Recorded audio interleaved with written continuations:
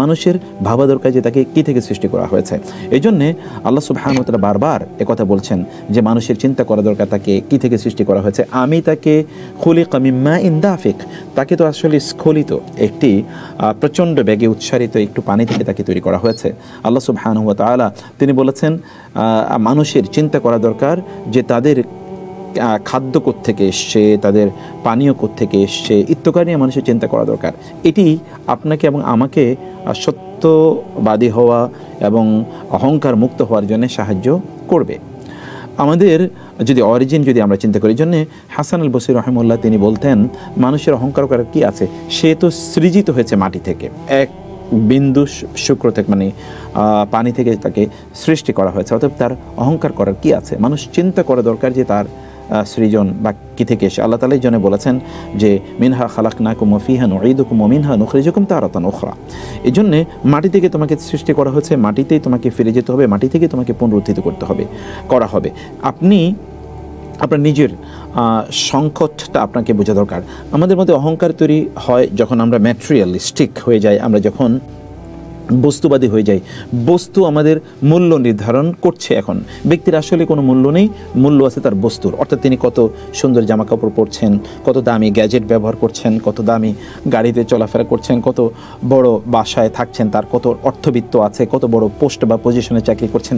এগুলো হচ্ছে আসলে এখন বর্তমান মানুষের মূল্য নির্ধারণ করছে। মানুষ কি বস্তু বা বস্তু কি মানুষের মূল্য নির্ধারণ করবে? এটি একটা রং পেরিমিটার আমরা তৈরি করে আছি এবং এর মাধ্যমে সমাজে কিন্তু অহংবোধ এতটা চলে আসে। ফলে আমাদের চিন্তা করা দরকার যে এগুলো আসলে না, মূলত আমাদের মর্যাদা নির্ভর করে হচ্ছে আমাদের কতটুকু ব্যক্তিত্ব আছে, আমাদের কতটুকু মূল্যবোধ আছে, আমাদের মধ্যে কতটুকু নৈতিকতা আছে। এগুলোই আলটিমেটলি কিয়ামতের দিন আমাদেরকে অনুপ্রাণিত করবে এবং আমাদেরকে সম্মান বাড়াবে। 2 নম্বর যে বিষয়টি তাহলে যে আমাদেরকে ভাবা দরকার আমরা অহংকার মুক্ত হতে পারি যদি আমরা আখিরাতের কথা চিন্তা করি। দেখুন, আখিরাতে আল্লাহর কাছে আপনাকে জিজ্ঞাসিত হতে হবে, আল্লাহ সুবহানাহু ওয়া তাআলার সামনে আপনাকে দাঁড়াতে হবে। সেদিন কিন্তু হুফাতান উরাতান গুরলা, সেদিন কিন্তু প্রত্যেকেই তারা খালি পায়ে খালি মাথায় এবং তাদের জামা কাপড় কোনো কিছুই থাকবে না।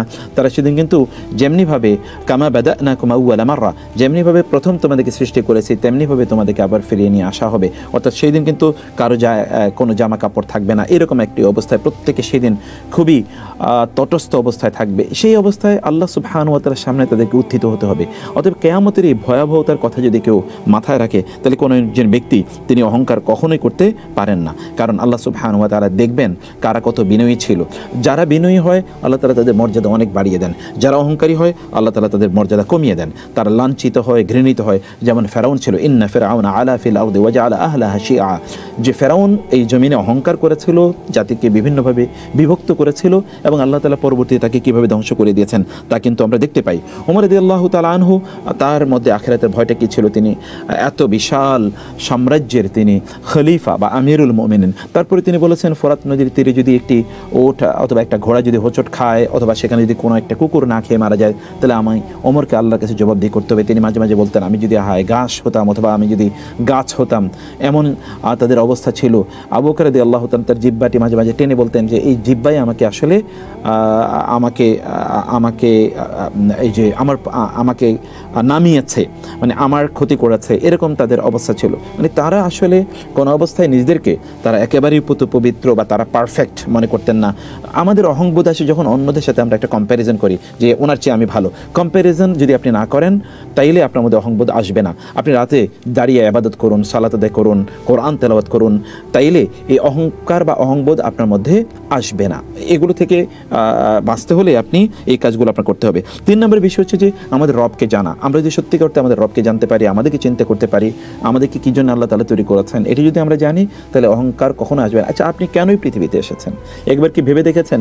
আপনি কি আপনার গন্তব্যে এগিয়ে যাচ্ছেন প্রত্যেকটি মুহূর্তে? আচ্ছা, আপনার রব কত বড়, আপনি কতটুকু ক্ষুদ্র একবার চিন্তা করে দেখুন। আপনার চেয়ে বড় তো আপনি যে ফ্ল্যাটে থাকেন সেটি, আপনার ফ্ল্যাট তো আপনার বিল্ডিংয়ের চেয়ে অনেক ছোট, আপনার বিল্ডিং তো আপনার এলাকার চেয়ে অনেক ছোট, আপনার এলাকার চেয়ে তো আপনার এলাকা তো আপনার শহরের চেয়ে অনেক ছোট, আপনার শহর তো আপনার দেশের চেয়ে অনেক ছোট, আপনার দেশ আপনার মহাদেশের চেয়ে অনেক ছোট, আপনার মহাদেশ তো এই পৃথিবীর চেয়ে অনেক ছোট, এই পৃথিবী তো সূর্যের চেয়ে অনেক ছোট, এই সূর্য তো যে সৌরজগতের চেয়ে অনেক ছোট, সৌরজগৎ তো আপনার গ্যালাক্সির চেয়ে অনেক ছোট, গ্যালাক্সি তো ইউনিভার্সের চেয়ে অনেক ছোট, ইউনিভার্স তো মাল্টিভার্সের চেয়ে অনেক ছোট, মাল্টিভার্স তো আল্লাহ সুবহানাহু ওয়া তাআলার সৃষ্টি, মানে আসমান জমিনের চেয়ে অনেক ছোট, আসমান জমিন তো আল্লাহর কুরসির চেয়ে অনেক ছোট, কুরসি তো আরশের চেয়ে অনেক ছোট। তাহলে আপনি একবার চিন্তা করে দেখুন তো, তাহলে মহান আল্লাহ কত বড়। সেটি যদি হয় তাহলে নিজে ব্যক্তি তার নিজকে চিন্তা করলে, তার রবকে চিন্তা করলে, তখন তিনি তার নিজকে ক্ষুদ্র মনে করবেন, ছোট মনে করবেন, তখন তার মধ্যে আর এই অহংবোধ কোনো অবস্থায় আসবে না। মনের মধ্যে যে সকল জিনিসগুলো অহংকার তৈরি করে সেগুলোকে তুচ্ছ মনে করা, এটিও আমাদের জন্য খুবই গুরুত্বপূর্ণ। আপনি অনেক বড় পোস্টে চাকরি করতে পারেন, কিন্তু আপনার চেয়ে কি কেউ আর বড় নাই? ওয়াফাকা কুল্লি যি ইলমিন আলিম। প্রত্যেক ক্ষমতাধর ব্যক্তির উপর আরও ক্ষমতাধর আছে, প্রত্যেক আপনার পোস্ট বা পজিশনের উপরও আরও অনেক আছে, প্রত্যেক সম্মানিত ব্যক্তির উপর আরও অনেক সম্মানিত ব্যক্তি আছে, প্রত্যেক সম্পদশালী ব্যক্তির উপর আরও অনেক বেশি সম্পদশালী ব্যক্তি আছে। অথবা আপনার এগুলো কতদিনের জন্য? আপনি কি এমনিতে এগুলো অর্জন করতে পেরেছেন? আপনি কি হঠাৎ করে পেয়েছেন? আল্লাহ এর মাধ্যমে আপনাকে পরীক্ষা করছেন। তাইলে কোন অবস্থায় ব্যক্তির মাঝে অহংবোধ কোন অবস্থায় কাজ করবে না। এই জন্য আমাদেরকে এটি করা দরকার। আমাদের অহংকার যদি আমাদেরকে অহংকার থেকে মুক্তি পেতে হয়, তাহলে আমাদেরকে গুরুত্বপূর্ণ একটি কাজ করা দরকার আরও, সেটা হলো যে সাধারণ মানুষ যারা, তারা যে সকল কাজ করে এই কাজ করা। যেমন ধরুন একটু আপনি কি করলেন, একটু রাস্তায় ময়লা আছে একটু ফেলে দিলেন, অথবা ধরুন আপনি সাধারণ মানুষ যারা আছে তাদেরকে আপনি সালাম প্রদান করলেন, আপনার ড্রাইভারকে আপনি সালাম দেবেন, আপনার অধীনস্থ যারা তারা যেন আপনার আগে আপনাকে সালাম না দিতে পারে এটি করুন। আপনার কাজের লোকগুলোকে আপনি সালাম প্রদান করুন, আপনার সিকিউরিটি গার্ডকে আপনি সালাম প্রদান করুন, আপনার পিয়নকে আপনি সালাম প্রদান করুন, তাই না? রিক্সা ড্রাইভারকে আপনি সালাম প্রদান করুন, আপনি যারা রাস্তায় ভিক্ষা করে তাদেরকে একটু সালাম দেন আগে। এর মাধ্যমে আপনার অহংকার কিন্তু অনেক অনেক কমে যাবে। এবং যারা ধরুন ওই যে ভ্যান ড্রাইভার, অথবা ধরুন যারা করে ফেরি করে জিনিসপত্র বিক্রি করে তাদেরকে সালাম প্রদান করুন। আপনি যাদেরকে একটু নিচু মনে করছেন তাদেরকে সালাম আগে প্রদান করুন। এর মাধ্যমে কিন্তু আপনার ইনশাআল্লাহ অহংকার অনেক অনেক কমে যাবে। রাসূলুল্লাহ সাল্লাল্লাহু আলাইহি ওয়াসাল্লাম তার বাসায় গিয়ে সাধারণ কাজগুলো তিনি করতেন, তার স্ত্রীদের সাথে তিনি কাজ করতেন, অথবা তিনি তার নিজের জুতা সেলাই করতেন। এগুলো সাধারণ কিছু কাজ আপনি নিজে করা শুরু করে দেন। আপনার জামা কাপড়গুলো আপনি নিজে পরিষ্কার করুন, আপনি নিজে আয়রন আপনার নিজে করুন, আপনি প্রয়োজন আপনার নিজের যে খাবারের যে প্লেটটা আপনি নিজে ধোন। এই সকল কাজ করেন, তাহলে অহংকার ধীরে ধীরে আপনার কাছ থেকে ইনশাআল্লাহ এগুলো বিদায় নেবে ইনশাআল্লাহ। আল্লাহ সুবহানাহু ওয়া তাআলা আমাদের সব কিছু দেখছেন, সব কিছু শুনছেন, এবং আমাদের অন্তরের খবর পর্যন্ত আল্লাহ তাআলা সব কিছু জানেন। প্রত্যেকটি মুহূর্ত এগুলো আল্লাহ তাআলা লিখে রাখছেন। এই অনুভূতি যদি আপনার মধ্যে তৈরি করতে পারেন, তাইলে আপনার অন্তর থেকে অহংকার চলে যাবে। কারণ অহংকার আসলে অন্তরে বাসা বাঁধে, অন্তরে আমাদের কলবে, আমাদের হৃদয়ে বাসা বাঁধে। সেই জন্যে হৃদয়টাকে আপনি পরিষ্কার পরিচ্ছন্ন রাখার জন্যে আল্লাহ সুবহানাহু ওয়া তাআলা আলিমুম বিযাতি সুদূর বাসীরুম বিমা ইয়ামালুন বিমা তা'মালুন, এগুলো আল্লাহ সুবহানাহু ওয়া তাআলা সব জানেন। এটি যদি আপনি করতে পারেন, তাহলে দেখবেন যে আপনার অহংকার চলে যাবে। রাসূলুল্লাহ সাল্লাল্লাহু আলাইহি ওয়াসাল্লাম আমাদের অহংকার দূর করার জন্য আমাদেরকে চমৎকার একটা প্রেসক্রিপশন দিয়েছেন। সেই প্রেসক্রিপশনটা হচ্ছে গরিব এবং ইয়াতিম যারা আছে তাদের সাথে কিছু সময় থাকা, রোগীদের সাথে একটু সময় কাটানো, এবং ইয়াতিমদের মাথায় একটু হাত বুলিয়ে দেওয়া। সুবহানাল্লাহ। একটু আপনার যদি অহংকার তৈরি হয় তাহলে একটু বস্তিতে যান এবং সেখানে গিয়ে দেখুন। যদি অহংকার তৈরি হয় হসপিটালে যান এবং গিয়ে দেখেন আপনার চেয়ে অনেক অনেক শক্তিশালীরা সেখানে কাতরাচ্ছে। একবার কবরস্থানে যান এবং দেখেন সেখানে আপনার চেয়ে অনেক বেশি প্রভাবশালী, শক্তিশালী, অর্থবিত্তশালীরা কিন্তু ওই কবরে অতটুকু মাটির নিচে, ওই 6 ফিট মাটির নিচেই তারা শুয়ে আছে। ওই যে 3 ফিট অথবা ধরুন 3.5 হাত জায়গায় কিন্তু তারা ধরুন সেখানে কিন্তু তারা শুয়ে আছে, অতটুকু জায়গাতে তারা শুয়ে আছে। এতটুকু তাদের কিন্তু জায়গা, আস্তানা। আপনারও কিন্তু এতটুকু আস্তানা, বের চেয়ে বেশি কোনো কিছুই হবে না। সেই জন্যে এই কাজগুলো আমরা যদি করতে পারি, একটু রোগীর সেবা করা, একটু আপনার সাধারণ মানুষ যারা আছে তাদের একটু সেবা শুশ্রূষা করা, একটু ইয়াতিমদের মাথায় হাত বুলিয়ে দেয়া, এর মাধ্যমে কিন্তু আমরা আমাদের যে অহংবোধ আছে, ইত্যকার থেকে আমরা আমাদের নিজেকে ইনশাআল্লাহ মুক্ত রাখতে পারবো। সাধারণ মানুষ যারা আছে তাদের একটু সেবা করা, একটু রাস্তায় আপনি কোনো মানুষকে একটু সাহায্য করলেন, একটু পথিককে পথটি দেখিয়ে দিলেন, কেউ একজন রাস্তা পার হতে চায় তাকে একটু রাস্তা পার করে দিলেন, তাই না? আপনারা দেখেন তো রাসূলুল্লাহ সাল্লাল্লাহু আলাইহি ওয়াসাল্লাম জানিয়েছেন একজন মানুষ একটা কুকুরকে পানি পান করানোর কারণে আল্লাহ তাআলা তাকে মুক্তি প্রদান করেছেন। এটি আমাদের করা দরকার। আমাদের কর্মগুলো আল্লাহ সুবহানাহু ওয়া তাআলার কাছে কবুল হচ্ছে কিনা এই অনুভূতি যদি আমাদের মধ্যে আমরা জাগরুক করতে পারি, তাহলে কিন্তু ইনশাআল্লাহ আমাদের কাছ থেকে অহংকার চলে যাবে। মানে অহংকার, আমাদের কাজগুলো সত্যিকার অর্থে আপনি যা কাজ করছেন, আপনি হতে পারে বিশাল সম্পদের মালিক অথবা অনেক ক্ষমতার মালিক, কিন্তু আপনি যে ইবাদত করছেন আপনার রবের জন্য একটাও কি কবুল হচ্ছে কিনা, এই অনুভূতি যদি আপনার মধ্যে থাকে তাহলে কখনোই অহংকার আসবে না। রাসূলুল্লাহ সাল্লাল্লাহু আলাইহি ওয়াসাল্লাম রাতভর তিনি কাঁদতেন কেন? কারণ তার ইবাদত আল্লাহর কাছে উত্থিত হচ্ছে, সেগুলো এর ব্যাপারে তার রবকে তিনি সবচেয়ে বেশি ভয় পেতেন। মানে রাসূল তার আল্লাহকে সবচেয়ে বেশি ভয় পেতেন। রাসূল সাল্লাল্লাহু নিজেই বলেছেন, ইন্নামা আনা আতকাকুম ওয়া আখশাকুম লিল্লাহ, আমি তোমাদের মধ্যে আল্লাহকে সবচেয়ে বেশি ভয় পাই, আল্লাহকে সবচেয়ে বেশি চিনি। অতএব আল্লাহ সুবহানাহু ওয়া তাআলাকে সবচেয়ে বেশি ভয় পাওয়া, আল্লাহ সুবহানাহু ওয়া তাআলার এই অনুভূতিটি আমাদের অন্তরে তৈরি করা এবং আমাদের ইবাদতগুলো কবুল হচ্ছে কিনা সেইটি কিন্তু আমাদেরকে অবশ্যই আমাদের অহংকার দূর করে দেবে। এবং এই জন্য ওয়াল্লাযীনা হুম মিন আযাবি রাব্বিহিম মুশফিকুন, একদল লোক আছে তারা তাদের রব তাদেরকে শাস্তি প্রদান করবে এই ভয়ে তারা আতঙ্কিত থাকে। যেমন ওমর রাদিয়াল্লাহু তাআলা ঈদের দিনও তিনি কাঁদছেন, কারণ হচ্ছে তিনি বলেছেন আমার ইবাদত কবুল হবে বলে কিনা আমি তো সেটি জানি না। সেজন্য আমাদেরকে এই অনুভূতি আমাদের মধ্যে তৈরি করতে হয়।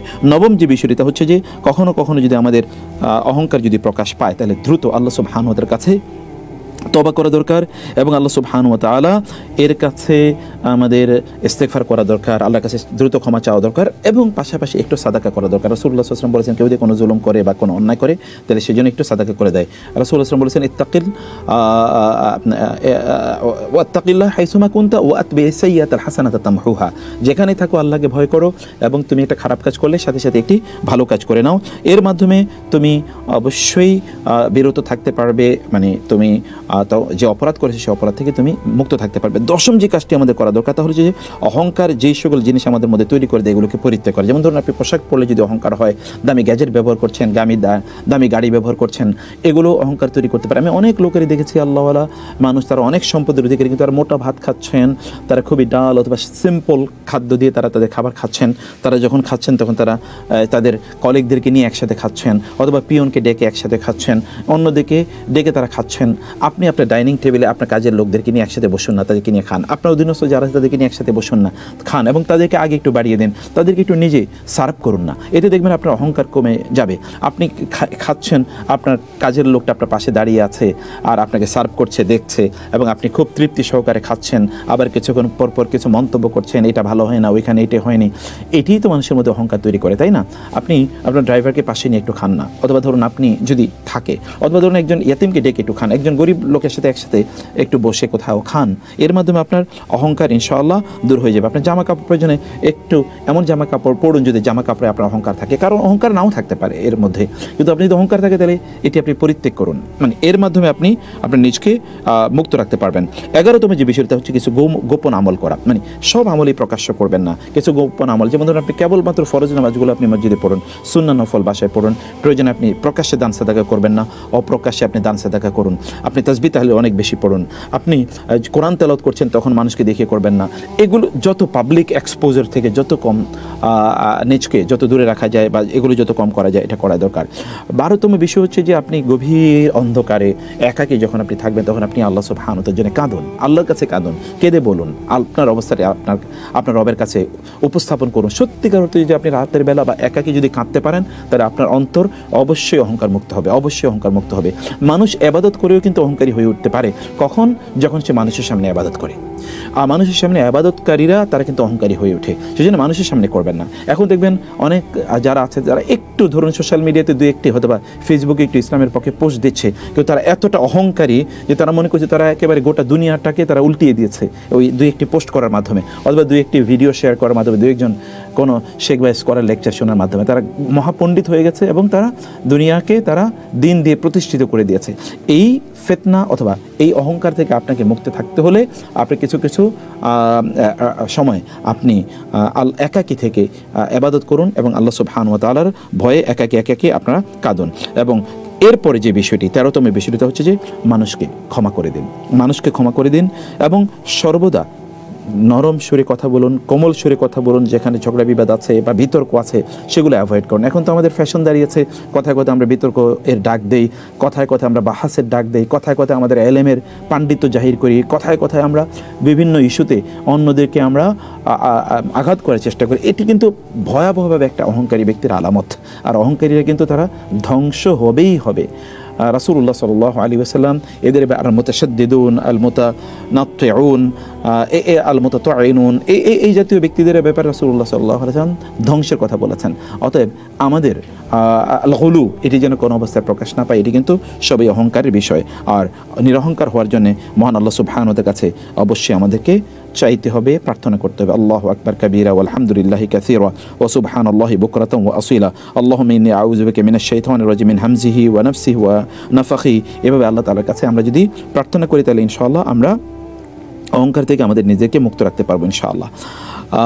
একজন প্রশ্ন করেছেন যে ইসলামিক ইতিহাস জানার অজুহাতে বিভিন্ন ধরনের সিনেমা যেমন আর্তুগুল গাজী, ইত্তকার, এগুলো কতটুকু দেখা শরিয়াসম্মত। দেখুন, প্রথমত বিষয় হচ্ছে যে আমাদেরকে দিনী জ্ঞান অর্জন করা অথবা ইসলামের ইতিহাস এটি নির্ভরযোগ্যভাবে ইত্যাদি জানা, এটা আমাদের জন্য অত্যন্ত জরুরি।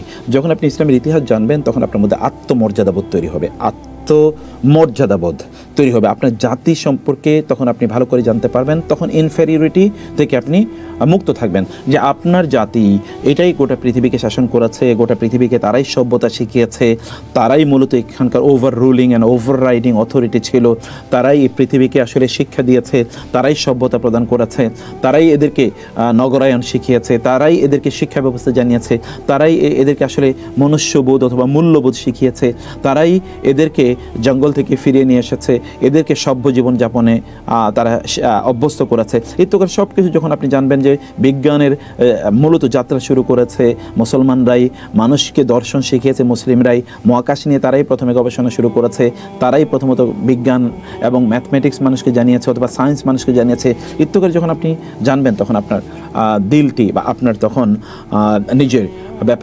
নিজেদের ব্যাপারে কোনো ধরনের এই যেটাকে আমরা বলছি হীনমন্যতা ইত্যাদি থাকবে না। তখন আপনি ব্যক্তিগতভাবে আপনি অত্যন্ত আত্মবিশ্বাসে বলিয়ান আপনি হতে পারবেন। এই জন্য আমাদের ইতিহাস সম্পর্কে জানা দরকার। কিন্তু ইতিহাস জানতে গিয়ে আমরা যদি এমন কোনো কাজ করে ফেলি যেটি আমাদেরকে আবার হারামের দিকে বা অন্যের দিকে নিয়ে যাবে, সেটি কখনো আমাদের জন্য বৈধ নয়। সেটি এখন এই ধরুন সিনেমাগুলো, এই সকল সিনেমার মাধ্যমে তারা ইসলামের গৌরবোজ্জ্বল ইতিহাসগুলোকে তার প্রমোট করার চেষ্টা করছে, কিন্তু সেখানে এমন অনেক সিন আছে যেখানে ধরুন নারীদেরকে দেখানো হচ্ছে এবং নারীদের পোশাকের মধ্যেও যেই শরিয়া যে পোশাকের কথা বলেছে সেরকম পোশাক সেখানে নাই, ইত্যাকার অনেক জিনিস সেখানে আছে। সেই কারণে এগুলো থেকে আপনারা জ্ঞান বা ইতিহাসের জ্ঞান অর্জন না করে আপনার সলিড বই, মানে এর ব্যাপারে যেমন ওসমানী খেলাফতের ব্যাপারে যে সকল ইতিহাস নির্ভর যেই বইগুলো আছে সেগুলো আপনি দেখুন, সেগুলো আপনার পড়ুন। অলরেডি বাজারে এরকম অনেক সুন্দর সুন্দর বই আছে, তার মাধ্যমে আপনার জ্ঞান অর্জন করুন ইনশাআল্লাহ। সার্জারির মাধ্যমে দেহের সৌন্দর্য বৃদ্ধি করা কি গুনাহ? দেখুন, হ্যাঁ, সার্জারির মাধ্যমে আমাদের যা হয় তা হলো আমাদের আল্লাহ তাআলার যে সৃষ্টির মধ্যে বিকৃতি আনা হয়। লা তাবদীলা লিখালকিল্লাহ, আল্লাহর সৃষ্টিকে পরিবর্তন করা যায় না। আল্লাহর সৃষ্টিকে পরিবর্তন করা, মুসলা তামসিল ইত্যাদি করা, এটা কিন্তু নিষিদ্ধ, হারাম। এবং এই কারণে কোনো একজন ব্যক্তি জীবিত অবস্থায় তার শরীরের অঙ্গ প্রত্যঙ্গ এগুলোকে আপনার ডোনেট করা বা এগুলোকে দেহকে ডোনেট করা ইত্যাদি নিষিদ্ধ। দেহের সেই অঙ্গ প্রত্যঙ্গ যেগুলো আপনি যদি প্রদান করেন তাহলে বাহ্যত আপনার মধ্যে একটা বিকৃতি আসে, যেমন আপনার চোখ প্রদান করলেন, আপনার হাত প্রদান করলেন, আপনার আঙ্গুল প্রদান করলেন, এগুলোর মধ্যে বিকৃতি আসে। আবার এমন কোন অঙ্গ প্রদান করা যে অঙ্গ প্রদান করলে আপনার নিজের জীবন রিস্কের মুখে পড়ে যায়, সেগুলো কোনো অবস্থায় প্রদান করা যায় না জীবিত অবস্থায়, এমনকি মৃত অবস্থায় এগুলো ডোনেট করা যায় না। অনেকে কিন্তু শরীরটাকে কী করেন, মেডিকেল পারপাসে তারা ডোনেট করে যান, যে মেডিকেল পারপাসে তার শরীরটাকে যেন মানে চিকিৎসা বিজ্ঞানের জন্য বা চিকিৎসা যারা পড়াশোনা করছেন তাদের এটার উপর বিভিন্ন গবেষণা চালানোর জন্যে তারা ডোনেট করে যান। এটা নিষিদ্ধ, এটা ইসলাম অনুমোদনই করে না। কারণ আপনাকে এই কাজটি করতে হলে আপনার শরীরের মাংসগুলোকে গলিয়ে তারপরে ফেলে দিতে হবে, তারপরে আপনার যে অন্যান্য যে অঙ্গ প্রত্যঙ্গ আছে ভেতরে যেগুলো, এগুলোকে একেবারে গলিয়ে ফেলে দিতে হবে, অথবা এগুলোকে ধরুন ধ্বংস করে দিতে হবে, পুড়িয়ে দিতে হবে, বা বিভিন্নভাবে এগুলোকে ধ্বংস করে দিতে হবে। আর আপনার যে স্কেলিটন আছে এই স্কেলিটনটাকে তখন রাখা হবে এটার উপর গবেষণা করার জন্য। এটি নিষিদ্ধ। এটা এই জন্যে কারণ একটি মানুষ, রাসূলুল্লাহ সাল্লাল্লাহু আলাইহি ওয়াসাল্লাম বলেছেন, একজন জীবিত মানুষ এবং একজন মৃত মানুষের সম্মান কিন্তু আল্লাহ তার কাছে জীবিত কাসরু আজামিল মাইয়িতি কাসরি আজামিল হাইয়্যি। রাসূলুল্লাহ বলেছেন কোন একজন জীবিত ব্যক্তির হাড় ভাঙ্গা অথবা তার শরীরে ক্ষতি করা যতটা অপরাধ, মৃত ব্যক্তির হাড় ভেঙে দেওয়া বা তার শরীরকে ক্ষতিগ্রস্ত করে ঠিক ততটাই অপরাধ, ফলে এটি করা যায় না। সে কারণে আমরা যখন ওটি নিষিদ্ধ যদি হয়, তাহলে আপনি সৌন্দর্য বর্ধনের নামে তথাকথিত এই যে প্লাস্টিক সার্জারি বা ইত্যকার যেগুলো আপনারা করছেন, এগুলো আপনার শরীরকে বিকৃত করছেন, বিকৃত করা জায়েজ নেই।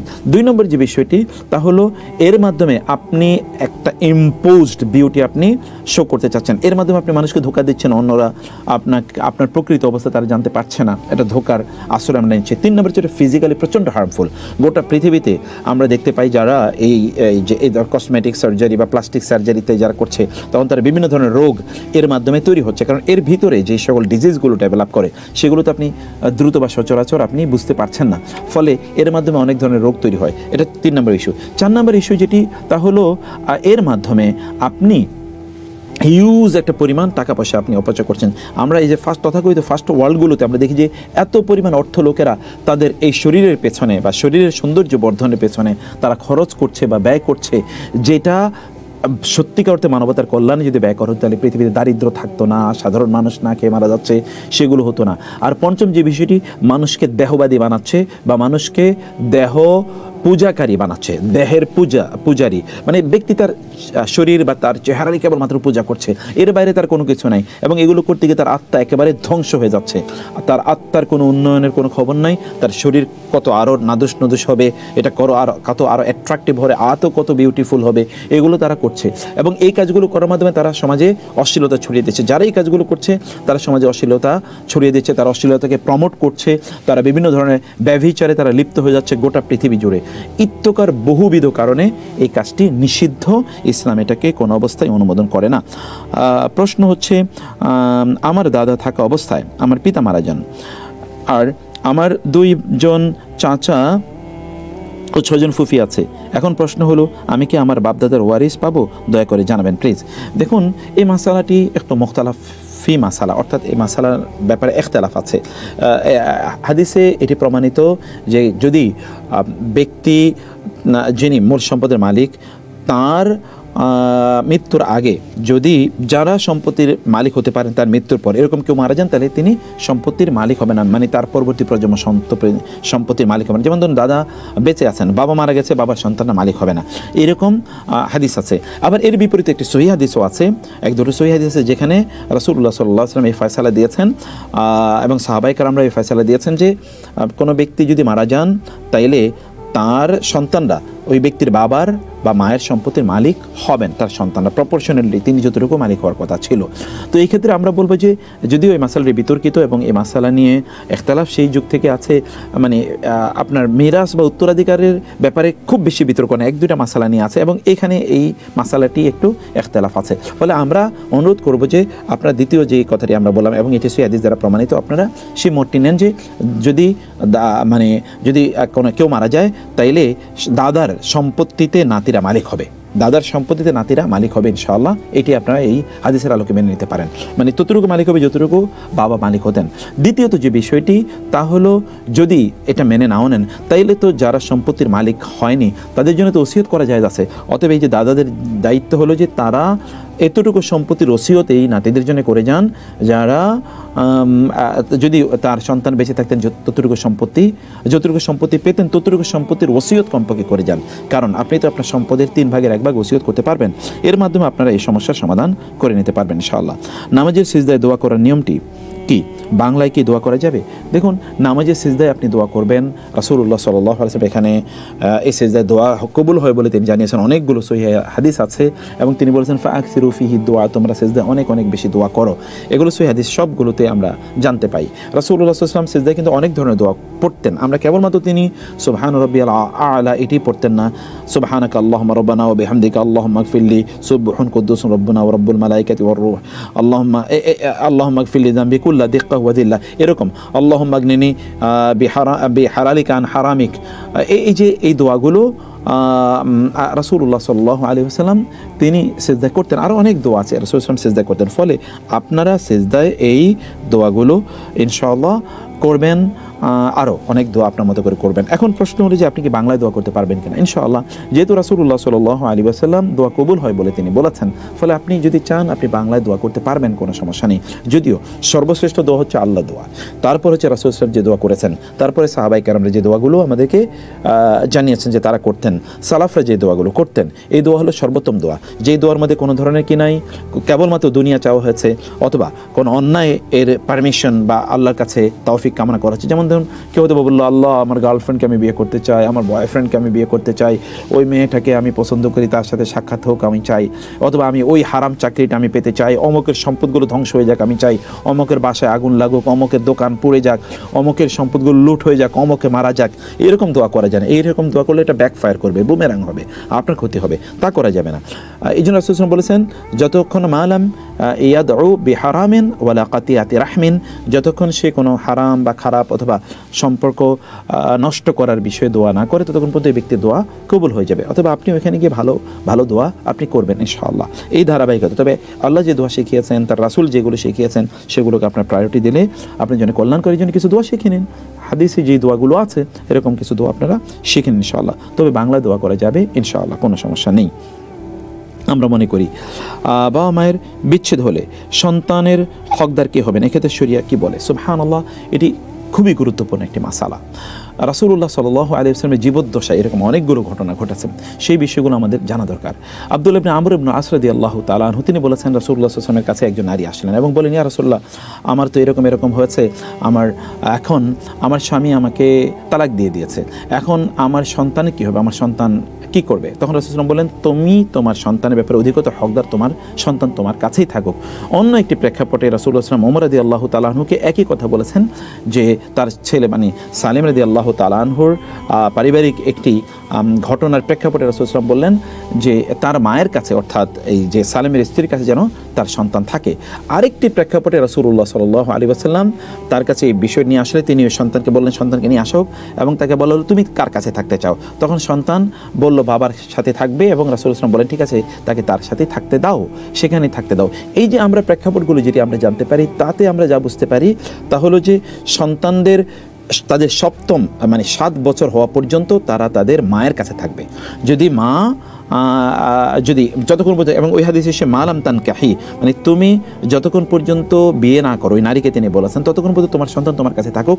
যখন তুমি বিয়ে করবে তখন তোমার সন্তান তার বাবার কাছে চলে আসতে পারে ইনশাআল্লাহ। তাহলে এখানে আমরা মৌলিক 3টি বিষয় বলি। 1 নম্বর বিষয় হচ্ছে, এই সন্তান যদি শিশু হয় এবং মায়ের দুধ নির্ভর হয়, তাইলে এই সন্তান মায়ের কাছেই থাকবে এবং এটি 7 বছর পর্যন্ত মায়ের কাছে থাকবে। এই ক্ষেত্রে এই পিতা যিনি সন্তানের ওয়ালাল মাউলুদি লাহু রিজকুহুন্না ওয়া কিসওয়াতুহুন্না বিল মারুফ, আল্লাহ তাআলা বলেছেন, এই ব্যক্তি যিনি এই সন্তানের বাবা, তিনি ওই নারী এবং ওই সন্তানের ভরণ পোষণের যে অর্থ, এই অর্থ প্রদান করবেন। এটি কিন্তু এই পিতার দায়িত্ব, যে 7 বছর পর্যন্ত এই সন্তান এবং তার মায়ের ভরণ পোষণ বা তাদের প্রপোর্শনেটলি, সন্তানের ভরণ পোষণ এবং মায়ের ভরণ পোষণ প্রপোর্শনেটলি তিনি প্রদান করবেন, কারণ তিনি তো তার দুধ খাচ্ছেন এবং তার টেক কেয়ারে আছেন তিনি 7 বছর পর্যন্ত। 1 নম্বর কথা। 2 নম্বর বিষয় হচ্ছে যে এই নারীর যদি বিয়ে হয়ে যায়, তিনি আগে এতদিন পর্যন্ত তিনি থাকবেন না, তখন কি হবে?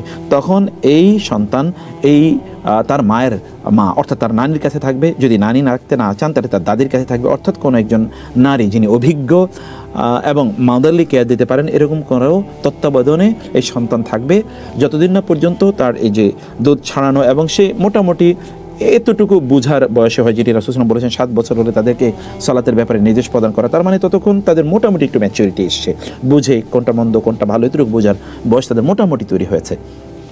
এটা হলো 2 নম্বর বিষয়। 3 নম্বর বিষয় হচ্ছে তার বয়স যখন 7 হবে, 7 হওয়ার পরে তারপর কী হবে? তারপরে তাকে চয়েস দেওয়া হবে, সে কি মায়ের কাছে থাকবে নাকি বাবার কাছে থাকবে। তবে বাবার কাছে থাকা এটি হচ্ছে তার পরবর্তীতে এই সন্তানের জন্যে অধিকতর কল্যাণকর, এবং বাবার দাবিও এখানে বেশি।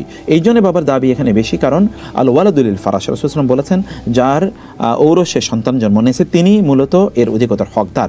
আবার এই নারীর তো অন্য জায়গায় বিয়ে হতে পারে, তখন এই সন্তানকে নিয়ে তিনি কীভাবে জীবনযাপন করবেন, এটি তার জন্য একটা বোঝা হয়ে যেতে পারে। সেজন্য বাবার দায়িত্ব হচ্ছে তার সন্তানকে পরিচালনা করা, আর সন্তানরা কিন্তু বাবার পরিচয় বড় হয়ে ওঠে। এই জন্যে আপনি নবী রাসূল সহ সবার ব্যাপারে দেখবেন যে বাবা এর সাথে পরিচয়। মুহাম্মদ ইবনে আবদুল্লাহ, ওমর ইবনুল খাত্তাব, আবু বকর ইবনে কুহাফা, আলী ইবনে আবি তালেব, তাই না, খালিদ ইবনুল ওয়ালিদ, যত দেখেন আপনারা, ওসমান ইবনে আফফান, এই সবার আপনি দেখবেন যে বাবার সাথে তাদের পরিচয়। কি একজন ছাড়া, তিনি হচ্ছেন কি ঈসা আলাইহিস সালাম, কারণ তার বাবা নাই, ঈসা ইবনে মারিয়াম, ঈসা ইবনে মারিয়াম। এবং এই জন্য কোরআনে অন্য কোনো নবীর আলোচনার নাম বলতে গিয়ে কেবল নবীর নাম বলা হয়েছে, কিন্তু কেবলমাত্র ঈসা আলাইহিস সালামের নাম বলতে গিয়ে তার মায়ের নাম বলা হয়েছে, কারণ তার তো বাবা নাই। অতএব তার মায়ের মাধ্যমে তার যেন পরিচয় হয়, অথবা তার মাধ্যমে যেন তার মায়ের পরিচয় হয়। সেই জন্যে আপনি এরপরে যেহেতু বাবার পরিচয় যেহেতু তাকে বড় হয়ে উঠতে হবে, সেই কারণে বাবা তাকে রাখতে পারেন, বাবার কাছেই থাকাটা 7 বছর পর বাবার কাছে থাকাটাই অধিকতর যুক্তিযুক্ত। কিন্তু সন্তান যদি চায় মায়ের কাছে থাকবে, তাহলে মায়ের কাছে থাকার অধিকার তার রয়েছে ইনশাআল্লাহ। প্রশ্ন করেছেন নামাজের সিজদায় দোয়া করার নিয়মটি, আমরা এটার উত্তর দিয়েছি। আমি একটা বই থেকে পড়েছি যে জাতীয় পতাকা সেলুট দেয়া নাকি শিরক, তাহলে বাংলাদেশের সেনাবাহিনীতে চাকরি করা কি জায়েজ? দেখুন, কথা ঠিক, আপনি জাতীয় পতাকা বা ইত্যাদিকে তো আর সেলুট করা যায় না, বা তাকে সালামও প্রদান করা যায় না। সেক্ষেত্রে প্রথমত বিষয় হচ্ছে যে যখন জাতীয় পতাকা বা ইত্তকার কোনো কিছু থাকবে, আপনার সামনে যারা মানুষ থাকবে তাদেরকে আপনি সেলুট মানে তাদেরকে সালাম প্রদান করবেন।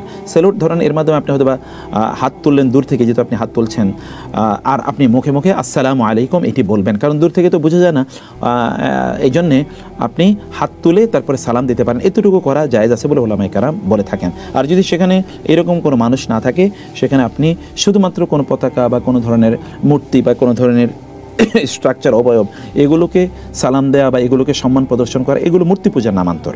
মূর্তি পূজকরা কেবলমাত্র এই কাজগুলো করে থাকে, তো সেজন্য এগুলোকে আপনি অ্যাভয়েড করবেন। আর সেনাবাহিনীতে যারা কাজ করে আমি জানি যে তারা কিন্তু তাদের যারা ঊর্ধ্বতন কর্মকর্তা আছেন তাদেরকে সামনে রেখে তারা এই যে কুচকাওয়াজ বা ইত্তকার বা তারা যে প্যারেড, এগুলো তারা করে থাকেন। সেক্ষেত্রে আপনি নিয়ত করবেন যে আপনি তাদেরকে সালাম দিচ্ছেন এবং আপনি মুখে সালাম উচ্চারণ করবেন ইনশাআল্লাহ।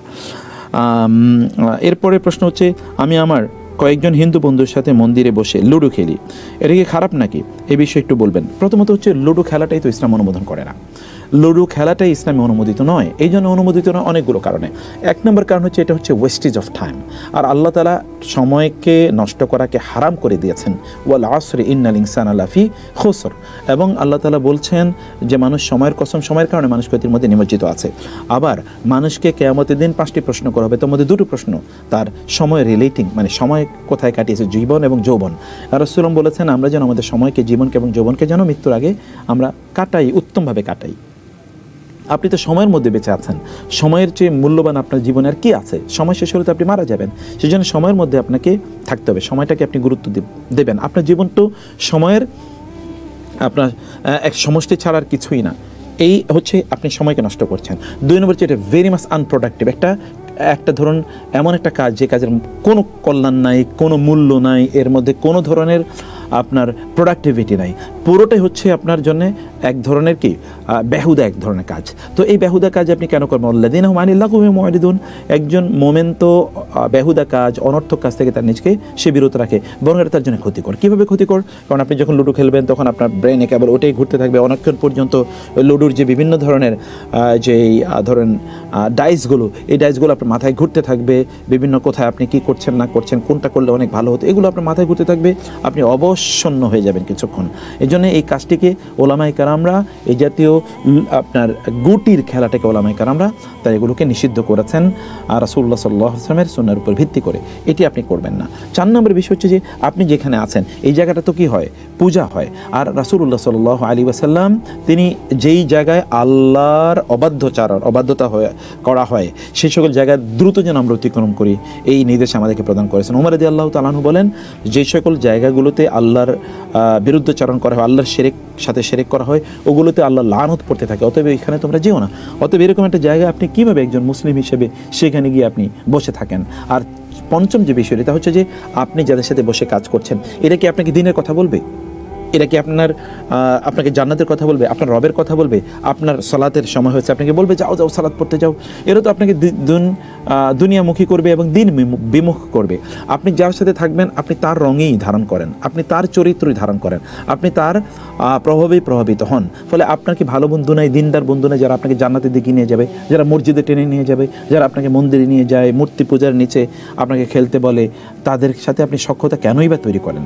আল মুমিনু আখুল মুমিন আল মারউ আলা দীনি খালিলিহি। একজন ব্যক্তি তার বন্ধুর ধর্মের মাধ্যমে প্রভাবিত হয়। অতএব ভালো বন্ধু নির্বাচন করা এটি আল্লাহ তাআলার পক্ষ থেকে আমাদের জন্য নির্দেশনা। আপনি অনুগ্রহ করে এই নির্দেশনা মেনে চলবেন ইনশাআল্লাহ।